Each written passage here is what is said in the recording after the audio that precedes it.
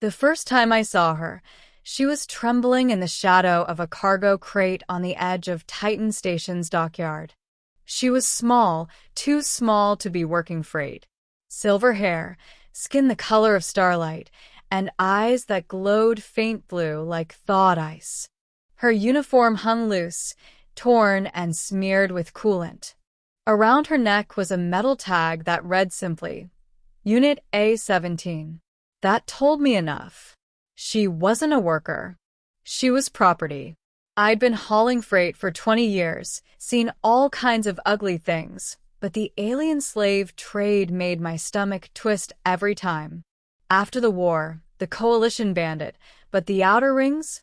They just changed the name. Indentured service, they called it. When I stepped closer, the girl flinched, pressing herself against the crate like she wanted to disappear. Her eyes darted to my chest, my faded Earth Fleet badge still stitched to my jacket. "Hey," I said softly, hands raised. "You hurt?" She didn't answer. Her lips trembled. A thin band of circuitry ran across her collarbone, pulsing faintly. A tracker implant fresh. Someone had just claimed her. A foreman shouted from across the dock, a broad-shouldered Gorzian with skin like slate. "You there, human? Step away from the merchandise." Merchandise. I turned, keeping my voice calm. "She's shaking. You trying to ship her like that?" He spat something in his language and waved me off. "Company orders.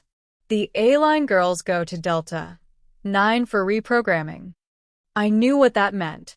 Delta 9 was where they erased memories, turned sentient beings into obedient tools. And I don't know what possessed me that day. Maybe it was guilt. Maybe it was all the young soldiers I'd seen die for nothing in the war. Maybe it was the way her small hand gripped her torn sleeve like it was the last thing she owned. Before I knew it, I was standing between her and the foreman. "She's not going anywhere," I said. The Gorzian laughed. "You planning to buy her, human? You can't afford." I reached into my jacket, pulled out my last payment chip. 20,000 credits. Everything I had from selling my old ship. His laughter stopped. "I'll take her," I said. I named her Lyra. For the first few days, she barely spoke. She slept curled up in a blanket on the corner of my ship, the Pilgrim's Rest, watching me with those bright, wary eyes. Every sound made her flinch. She ate in silence, like she was afraid I'd snatch the food away. On the 5th day, as we drifted between the rings of Saturn, she finally whispered, "Why did you buy me?" I was in the cockpit, adjusting the fuel calibrator. Her voice startled me. It was light, melodic, almost human, but with a faint echo. I turned. "Because you didn't belong there." She frowned. "I don't belong anywhere." That hit harder than I expected. Over the next weeks, I taught her how to handle the ship's navigation, how to check power cores, how to cook basic human meals. She learned fast, too fast. Her species, the Arali, were said to be designed for adaptive learning, but even so, the way she absorbed information was uncanny. Once, I found her staring at an old photo pinned above the console, me and a little girl, maybe 6 years old, laughing under Earth's blue sky. "That's my daughter," I told her. "Emily. She is gone." "Yeah." My throat tightened. "Accident. Long time ago." Lyra's gaze softened. She didn't speak, but she didn't have to. The silence between us said enough. Months passed. Lyra grew stronger, her laughter returning like sunlight after a long winter. She'd hum while cleaning the hydro lines or tease me for burning dinner again. Sometimes, when she thought I wasn't looking, she'd run her fingers through her hair and stare out at the stars like she was trying to remember something. But the nightmares never stopped. One night, I woke to the sound of muffled screams.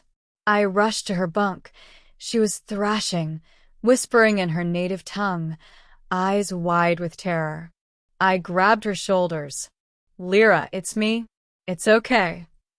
Her gaze locked onto mine. For a moment, she didn't seem to recognize me. Then she gasped, sobbing, clinging to my shirt with trembling hands. I saw the machines again, she cried. They took my sister. They said we were broken. I held her until she stopped shaking. Her small hand still clutched my sleeve. That was the first night she didn't sleep alone. A year later, Lyra wasn't the same frightened girl I'd found on Titan Station. She was confident, curious, still quiet, but with a spark in her eyes that hadn't been there before. We made our living hauling supplies between moons, staying out of the core systems where her tag might still raise questions. I'd filed paperwork saying she was an independent contractor, no longer property. The bureaucrats barely noticed. But word travels fast in the rings. And one day, it caught up to us. We were docking at Helios Outpost when 3 armed inspectors boarded. Their insignia was from the Orion Syndicate, the same company that had owned Lyra. The lead inspector scanned her collar tag, and his lips curled. Property A-17. Escaped asset. You're under syndicate protection, human? Not anymore. Lyra froze. I stepped forward. She's free. I've got papers. He snatched them, glanced, then laughed. Forged. You think the syndicate cares about your scraps of human bureaucracy? When he reached for her, I moved, without thinking. My old soldier reflexes kicked in.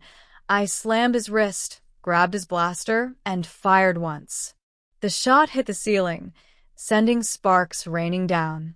The inspector stumbled back, shouting. Run! I yelled. Lyra didn't hesitate.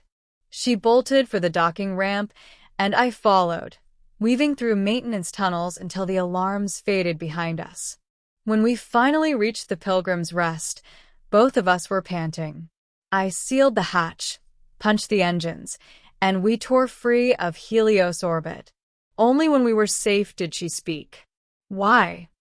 Her voice broke. Why do you always protect me? I looked at her. Because someone should have. Because you deserve to live, Lyra. She stared at me for a long moment. Then she stepped closer, tugged gently at my shirt, and whispered, Can I call you Dad? I froze. The hum of the ship was the only sound between us. Her eyes shimmered, so much hope and fear tangled together that my heart ached. I could have said no. Could have told her I wasn't her father, that she deserved someone her own kind. But I remembered Emily's laughter, her small hand in mine, the day I buried her beneath an apple tree on Earth. I smiled instead. Yeah, kid, you can. After that, everything changed. She called me Dad when she was scared, when she was happy, when she learned how to fly the ship solo for the first time. And every time she said it, something in me healed a little more. We became a team, smugglers of mercy, running rescue missions for escaped indentured aliens, hiding them in cargo holds until we could get them to safe systems. Word spread fast through the shadow networks, the human and his star daughter. Of course, the syndicate didn't forget us. They put a bounty on my head. But we were ghosts in the dark, never staying in one place too long.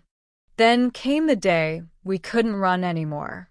A syndicate frigate cornered us near Neptune's orbit. We were outgunned, outnumbered, engines failing.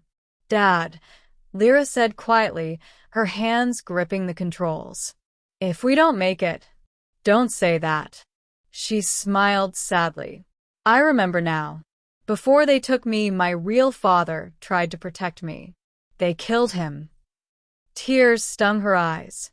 You gave me what he never could finish, safety. A home. I reached over, resting a hand on hers. You gave me back something, too, Lyra. A reason to keep fighting. The frigate's guns charged. The ship trembled. She looked at me one last time. Then let's fight, Dad. We hit the emergency jump, straight through the storm belt. The ship screamed, metal tearing, light warping around us. For a heartbeat, I thought we'd die. Then silence. When I opened my eyes, we were drifting above a blue-green planet, uncharted, untouched. Lyra laughed through her tears. We made it. I smiled, bruised and half-broken. Welcome home, kid. She leaned her head on my shoulder, whispering, I love you, Dad. And as the sun rose over that new world, I realized that somewhere between saving her life and running from mine, I'd found something worth living for again. Not blood, not race, just family.